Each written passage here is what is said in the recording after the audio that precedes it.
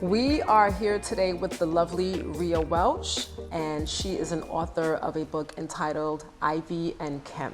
We're so happy to have Rhea here with us today. She's described as a creative spirit and an inquisitive mind.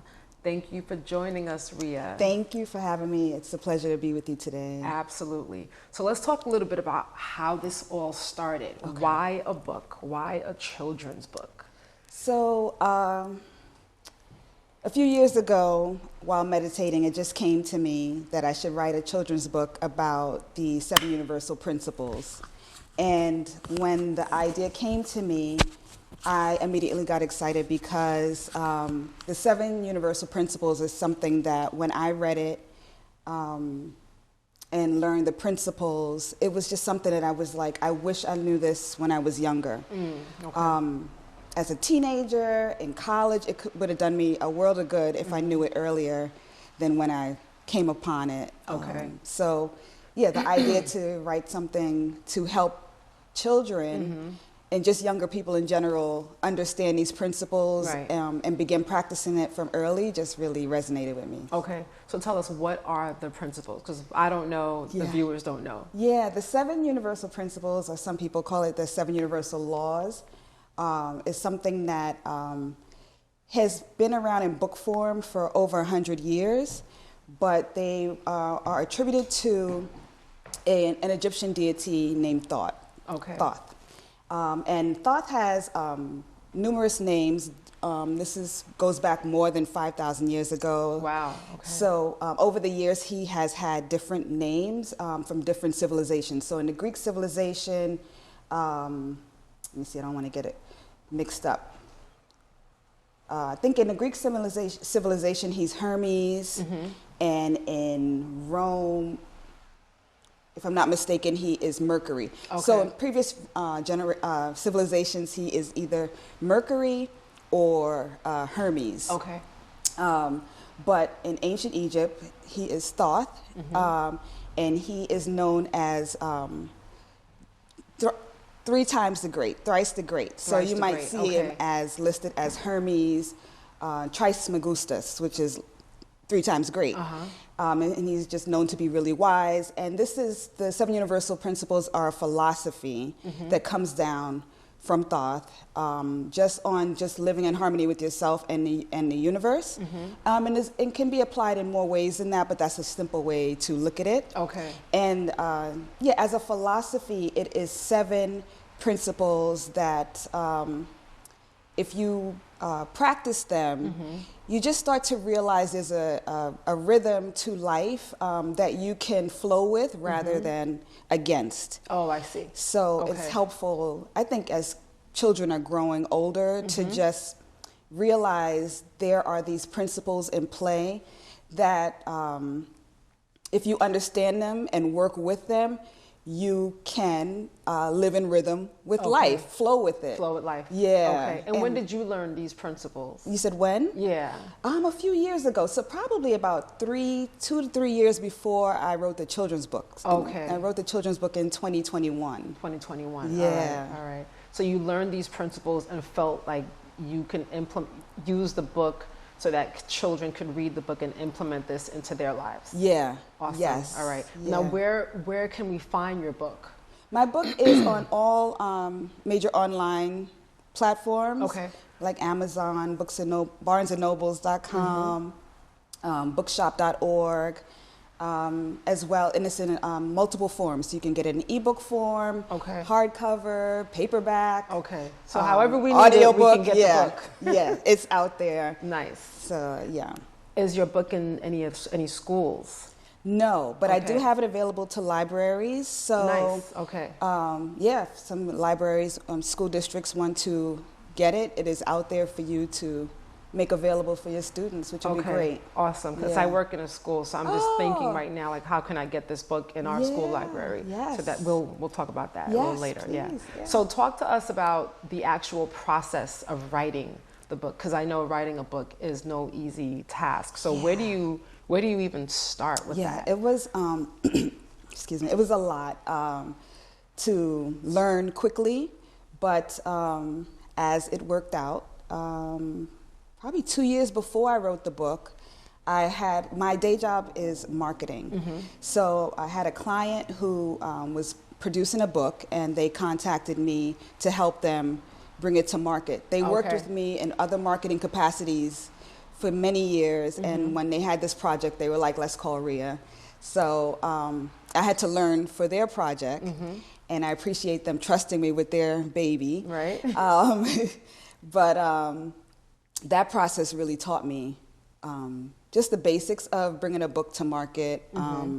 And although they had another person help them take the book from, say, like a Google Docs document to the book format, I was involved with all of the steps that took it further, uploading it to the book platforms like KDP, Amazon KDP, and just all the marketing around it, and turning it into an audiobook. I worked with them to turn it into an audiobook and bringing out the ebook. So I started to learn from that whole process. Okay. So would you say that process is what helped you with writing your book and getting it out to the world? Yeah. Okay. It helped give me a good foundation. Okay. So that even though there was a lot of things I still needed to learn, I felt like I could do it. Okay, Yeah. nice. Were there any challenges with writing the book or getting it out? I was still, I wanted to make sure I put out the best product. So writing it was even a process, and something I had to pay attention to, because even though I understood kind of what I wanted to say, I wanted to put it in a form that was relatable to young people and modern stories. Right. Because each chapter includes a story from each of our main characters, Ivy and Kem, and then a breakdown of that particular universal principle. Oh, I see. So I had to really get creative about the stories and just understand how you have a basic understanding of storytelling. Okay. Which you had a basic understanding of that. Okay. Yeah. So I know being creative, it doesn't just happen instantaneously. Yeah. How does Rhea get creative? How do you get those creative juices flowing to be able to write a book like this? So I have worked in marketing for a long time. So to a certain extent, the creativity was there, but really in the past, I don't know, 8 to 10 years, probably 8 years, I have been on what you would call a spiritual journey. Okay. To put it in, the easiest form. And in that process, just the self-discovery I've gone through during that process, and the alone time I've spent with myself, just kind of understanding what makes Rhea tick, what makes Rhea happy, or what makes myself happy. I think helped put me in a position to really expand my creativity. Okay. So I started just playing around with different things and seeing what I like to do, kind of like I did when I was a child, I would think. One thing I started doing and taking really seriously is painting. And I had a painting business, I still have it, and created artwork. And that process really just kind of put me on my path. Okay. All right. Yeah, so just kind of expanding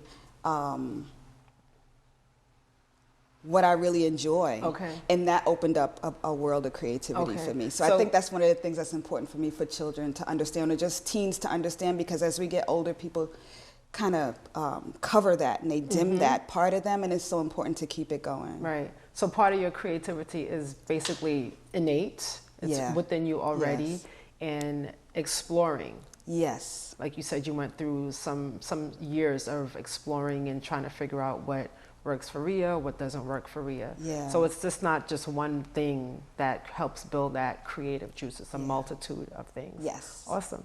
Yeah. Are you the illustrator of your book? I am not. You are not? No. Okay. So how did we come up with Ivy and Kem? Like their stature, that look, the hair, the clothes, where did all of that come from?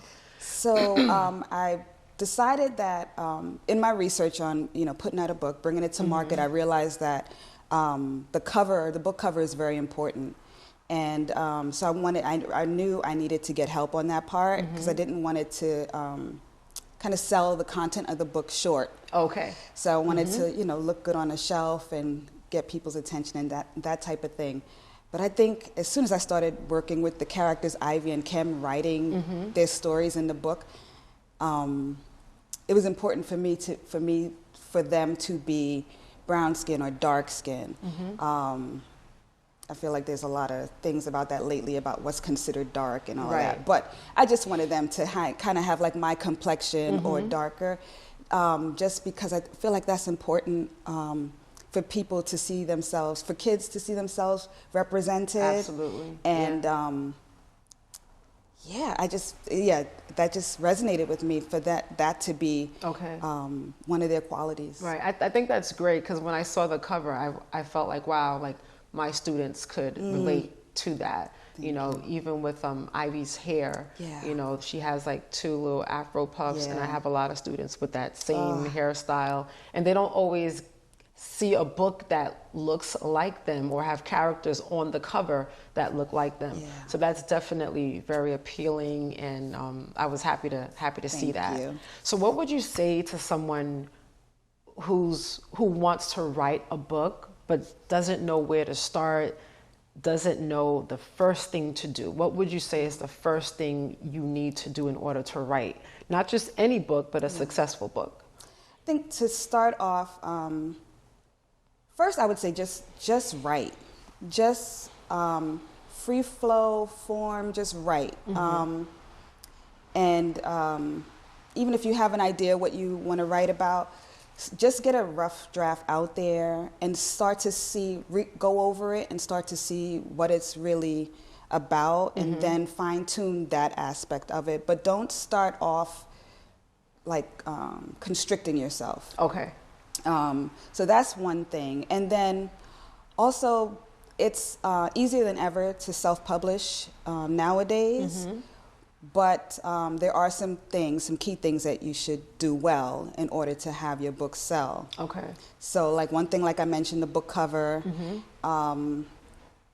So the content, you want to pay attention to like the book format. Although you're self-publishing, that doesn't mean that you, don't have to have a well-formed book. So do your research. Once you know like what genre your book is in, go to the library or look on your own bookshelf and take down a few books that are in that genre and look at how they're laid out. Okay. What the back cover has on it, what the table of contents looks like. Does it have a table of contents? All these type of things, what the cover looks like. And then you can start to see like, okay, for the cover, I know I'm going to need help. I can turn to this friend, or maybe I need to go, to a freelancer for help. There's lots of resources out there online that you can get freelance help for that type of thing. That's what I did. And so it's important to also know that you can't do everything. Right. So like I looked at the cover and said, I need help on this part. Don't be afraid to make note of the areas where you need help. Okay. And just say, okay, when it comes to that, I'll have to get someone to do it. So there's some things like there's a lot that I learned like on book formatting and that type of thing in order to produce my book, but you don't always need that. I mean, a Microsoft Word document can give you a table of contents, and there's different formats you can, pull up. And so it's just do it well, but that doesn't mean that you have to, do it well and see what resources are out there for you. Okay, all right. You mentioned self-publishing. Can you explain to us what's the difference between self-publishing and having a company publish your book? Yeah, so self-publishing is the route that I took, and it is me bringing my book in published format, in hard copy format, to the masses. Okay. So if I had a publisher, I would, I'm not fully familiar with that route, but I would, because I didn't do it, but you would have to see, I think there's a process of them approving your book and saying it is worth us taking on and giving you money for. Okay. And there's, a lot of beauty in that route because you get probably royalties up front or money up front. I see. And there's a whole promotional machine that these publishing companies have. So you don't have to worry about marketing. That's right. But when you self-publish, it's mine. Right. I can take it wherever I want. I can put it out in various formats, however I see fit. But also there's a lot of work around marketing that you have to do, because it's up to you now as the author to get it out to everyone. Right, okay. And that is another area that I didn't realize the amount of work that there was going to be after I actually published it. Because I was like, whew, it's done. Okay, it's out there. Not really. So. It can't sell itself. No. Not yet. No. So pros and cons with both avenues, Yeah. self-publishing versus having a company publish your book. Yes. Okay. Yeah. Now, how do you market the book? How do you get it out there? I mean, of course, I know it's online and we can find it in bookstores, but how do you actively go out and share information about the book or do book readings, things of that sort? I do a lot of stuff online, and I am actually now, 3 years later, starting to do more things where I'm putting myself out in front of the book. Oh, I see. Okay. Yeah, and there's a lot, I also help aspiring authors to put their book out. And there's a whole list, and even when I was doing my research for my book, there's a whole list of things people will tell you need to do in order to market your book. And it is tiring. It can be overwhelming because you feel like you accomplished something just by completing your book. Okay. But so I had to pick and choose what I could do. And it's only now that I'm like, okay, I'm ready to tackle being in front of the book. Did that have anything to do with nerves or anything? No, it was just other things going on. Other things and going I just had to on. be okay with Okay. it's not the time. Oh, okay. All Yeah, right. So you're comfortable being in front. And, Yeah. Okay. Yeah, and All I've right. done a couple in-person events, selling at events, which can be very lucrative for self-published authors. Okay. Wherever people are gathered, if you have a booth or a table and selling your book is one way. Social media has been very helpful. And then there's also things like sending advanced reader copies to people who have big platforms or who may be interested in sharing your book. Okay. That has helped me as well too. Okay. So a couple of avenues to market the book. Yeah. Now we talked about the cover, Ivy and Kem, and children being able to relate to them. Now, you as a Black woman author, it's beautiful to see a Black woman author and being able to see ourselves, someone that looks like us. How do you speak to the woman, the Black woman who's interested in getting into this? Where do they start? What do they do? Yeah, because seeing you it says a lot. It means a lot to us. Thank you. Yeah, I think one of the things I didn't realize was there are a lot of resources in the form of online groups for authors.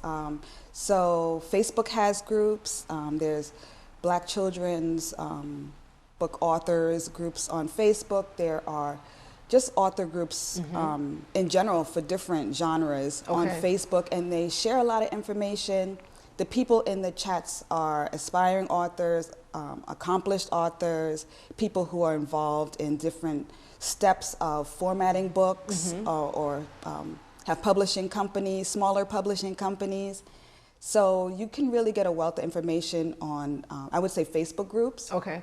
And then doing research. Also, some of the platforms that I found after, like the major ones you hear about, like you hear about Amazon KDP, and there are also things like Lulu.com and Ingram Spark is also very helpful for book publishers for getting your book out. For distribution, that's what they do. They help with the distribution. So you upload it, and then they get it out to make it available for bookstores or for individual purchases. Okay, so they get it out to the masses Yeah. pretty much. Okay. So you format your book and put it up in final format, and then you decide which one of these distribution companies you want to work with. Okay. So that's really the big step. But a lot of them also have like blogs that share really good information. So I wish I knew earlier that I could have just been getting up to speed by subscribing to their blogs Okay. or checking them regularly because they share some really good information. Okay, good to know. Yeah. Good to know. So it sounds like you have a wealth of knowledge. Thank you. What would you say is Rhea's strength?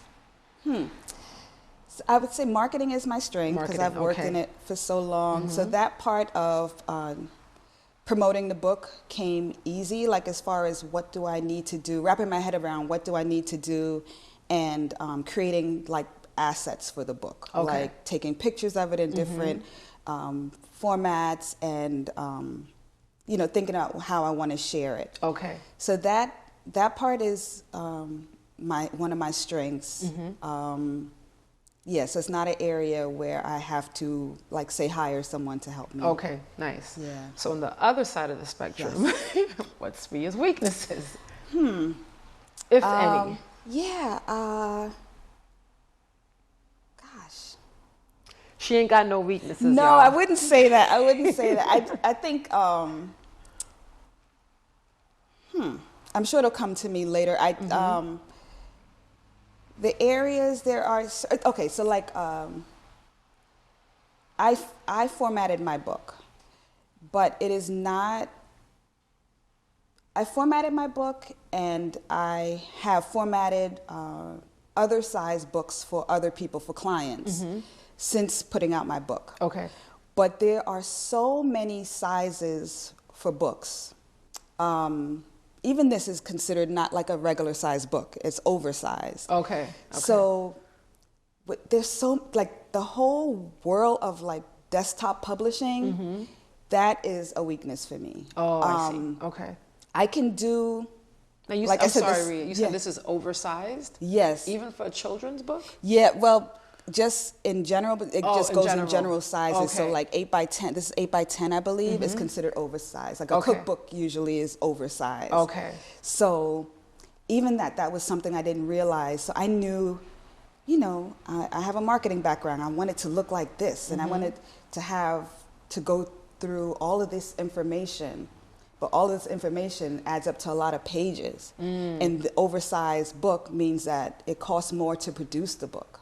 Of course. So then you start to get into a range where, okay, what price on this book is going to give me some type of profit, but also be something that people can buy, because I want parents to want to buy it for children. It needs to be affordable. It needs to be affordable. Okay. So yeah, that whole world of desktop publishing, I would say, like, you know, there's a reason why people pay people who work in like Photoshop and Illustrator a lot of money, because the expertise that they bring goes a long way. So just all that book sizing, like I said, like a lot of books are like 6 by 9 or 5 by 8.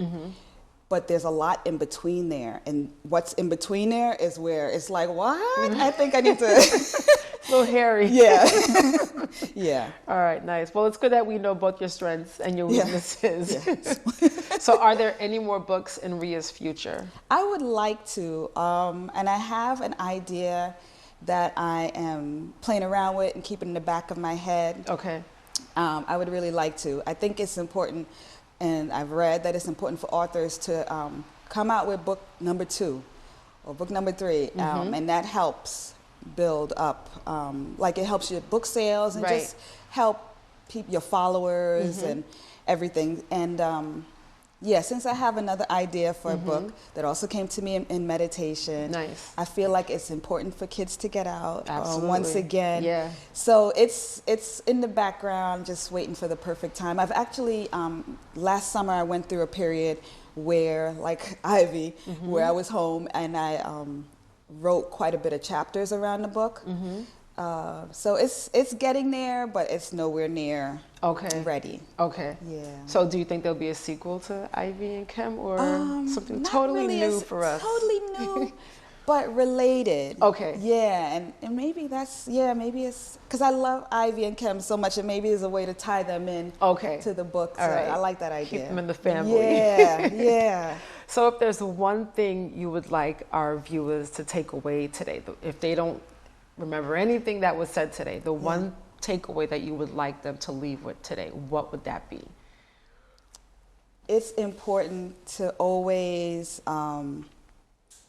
tap into your inner child, whatever that looks like. If you don't know what that looks like, if you don't remember, just explore a little bit. Do some things that you haven't done in a long while and see what feels good.